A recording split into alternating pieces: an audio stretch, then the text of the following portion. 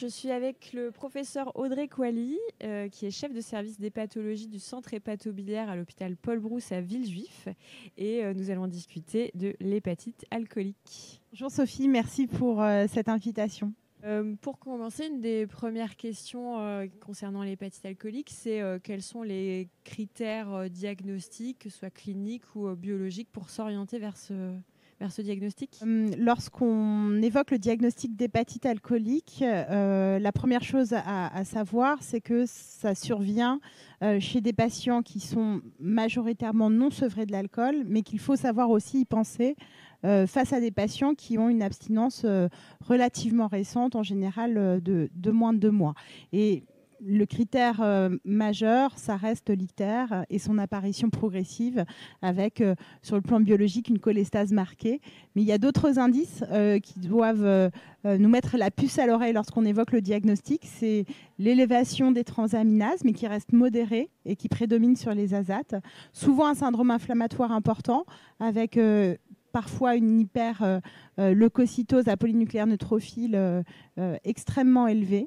Et puis, bien sûr, tout ceci survient dans un contexte d'altération de l'état général. Les patients peuvent devenir avoir des douleurs abdominales et se sentir pas bien. La clinique et la biologie font évoquer le diagnostic, mais le gold standard pour prouver le diagnostic reste la biopsie hépatique. Et souvent, il faut la faire par voie transjugulaire en raison de la baisse des facteurs de la coagulation et parfois de la présence d'acide chez ces patients. Et je dirais, malheureusement, à ce jour, on est en manque de biomarqueurs performants, même s'il y a eu des publications intéressantes, en particulier les fragments de la cytokératine 18 plasmatique, avec une publication qui date maintenant d'il y a bientôt 7 ans. En pratique courante, on est quand même en manque de biomarqueurs non invasifs. Alors, pour pallier à l'absence de biopsie hépatique dans certains centres, parce que c'est le cas en France, c'est le cas à l'étranger, beaucoup dans les pays anglo-saxons, un consortium a défini comme probable des patients qui ont les caractéristiques cliniques que j'ai citées au départ, ictère, cytolyse prédominant sur les azates, mais modérée. Et donc, avec un tableau typique, l'hépatite est probable. Et certaines études, maintenant, tiennent compte de cette définition du consortium pour inclure les patients dans leur cohorte.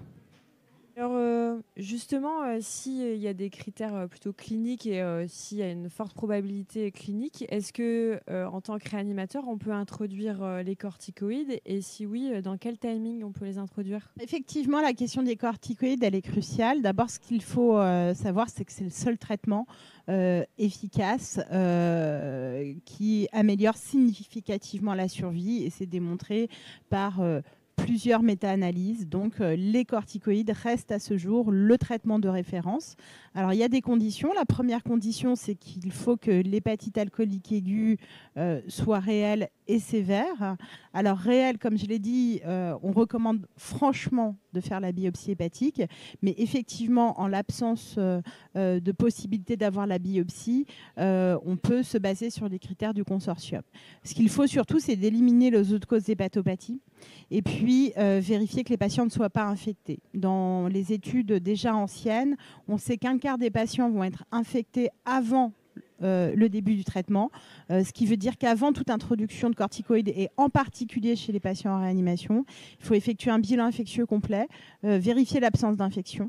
Une infection peu sévère traitée n'est pas une contre-indication formelle à la mise en place de la corticothérapie. Mais en tout cas, une infection non contrôlée, par contre, pourrait être extrêmement délétère. L'autre chose, c'est que les infections vont survenir en cours de traitement par corticoïdes, et donc le bilan infectieux initial ne suffit pas, il faut savoir le répéter, il faut traquer le sepsis, et autant l'infection avant la mise sous corticoïdes n'impacte pas la survie des patients quand l'infection est bien traitée, autant la survenue d'une infection en cours de traitement, là, impacte significativement la survie, négativement la survie des patients. Donc, il faut savoir les dépister très tôt pour les traiter, y compris les infections fongiques, faute de quoi les patients vont mourir plus fréquemment. En réanimation, chez des patients très graves avec une défaillance multiple, est-ce qu'il y a un intérêt à mettre des corticoïdes chez ces patients-là? Merci Sophie. Donc effectivement, je ferai deux distinctions.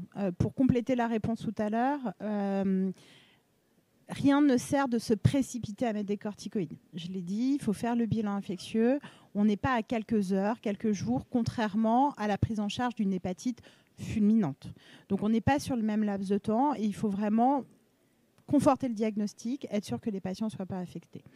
A contrario, chez les patients les plus graves, ceux pour qui il y a plusieurs autres défaillances d'organes que le foie, les patients connus maintenant sous le nom d'ACLF3, les études à ce sujet sont contradictoires.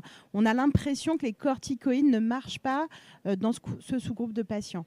Je ne serais pas si catégorique que ça, mais ce qui est certain, c'est que passer un certain niveau de gravité chez les patients ACLF3, intubés, ventilés, dialysés en réanimation, en fait, le pronostic ne dépend plus que de la réponse aux corticoïdes, mais devient le pronostic de la CLF et du nombre de défaillances d'organes et de leur évolution. Et finalement, le trigger, donc le facteur déclenchant, ici l'hépatite alcoolique, devient secondaire par rapport au pronostic des autres défaillances, ce qui, à mon avis, explique en partie. Donc, je ne contre-indiquerai pas la mise sous corticoïdes.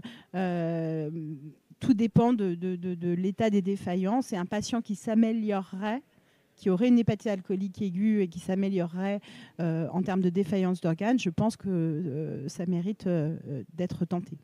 Ensuite, on sait qu'il y a des patients qui ne vont pas répondre aux corticoïdes.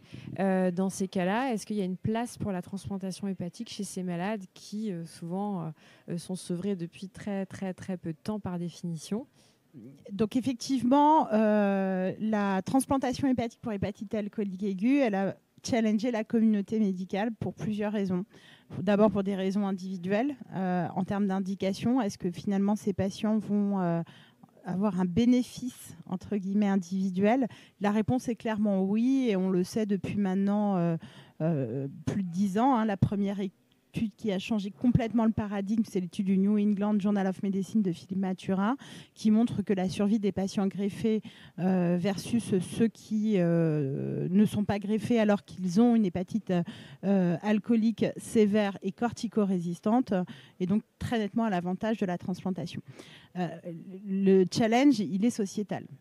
Sociétal et sur l'utilité du greffon, puisque chez ces patients sevrés depuis un court laps de temps, on se posait la question de la récidive de l'alcool et finalement de l'impact sur la survie. À ce niveau-là, on a quand même des données extrêmement rassurantes, à condition d'être sélectif. On respecte toujours en France et de par le monde les critères justement de cette fameuse publication. Il faut que ce soit une entrée dans la maladie pour les patients. Le premier épisode d'hépatite alcoolique aiguë, mais aussi l'entrée dans la maladie hépatique, que le patient ait un entourage, on va dire, social favorable, et puis surtout que l'avis addictologique, mais au-delà du spécialiste, l'intégralité de l'équipe médicale et paramédicale soit favorable au projet de transplantation. C'est vraiment ces trois critères qui garantissent des bons résultats, et on vient de revenir de Milan du congrès européen sur l'étude des maladies du foie, et donc une étude randomisée française Quick 30 menée par Alexandre Louvet, qui a été publiée il y a 2 ans dans le Lancet Hépatogastro-entérologie, a montré que si on compare des patients greffés pour hépatite alcoolique aiguë versus des patients greffés pour cirrhose alcoolique, donc avec un sevrage de plus de 6 mois, la rechute était plus importante chez les patients ayant une hépatite alcoolique aiguë, mais la survie semblait être comparable. Et donc, dans ce congrès, on a les résultats à 7 ans, donc avec un recul quand même important. Donc, on est à peu près à 40% de rechute en alcool chez les patients ayant une hépatite alcoolique aiguë, mais ce qu'on voit, c'est qu'ils rechutent très tôt et que finalement, au cours du temps, on a un plateau. Et en fait, on n'a pas plus de rechute au cours du temps, si bien que finalement, la différence devient non significative avec les patients ayant une cirrhose et sevrés depuis plus de 6 mois. Et si on regarde la mortalité, alors de façon très intéressantes et ça mérite d'être encore plus analysé. Les patients greffés pour hépatite alcoolique aiguë ont des meilleurs résultats en termes de survie à 7 ans que les patients ayant une cirrhose alcoolique et sevrés depuis plus de 6 mois.